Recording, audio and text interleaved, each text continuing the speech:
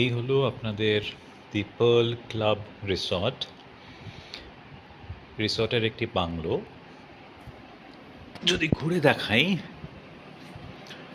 রুমগুলো খারাপ নয়। এটা হচ্ছে G+2 গ্রাউন্ড ফ্লোর। এটা হচ্ছে লিভিং কাম ডাইনিং।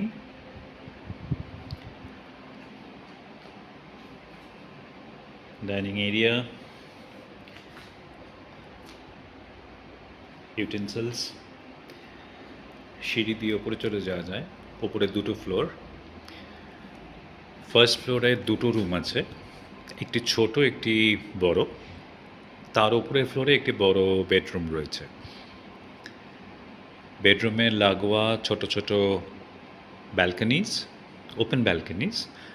আর দোতলা থেকে একটা পেঁচানো সিঁড়ি আছে, সেই সিঁড়ি দিয়ে চাইলে আপনি ছাদে উঠতে পারেন।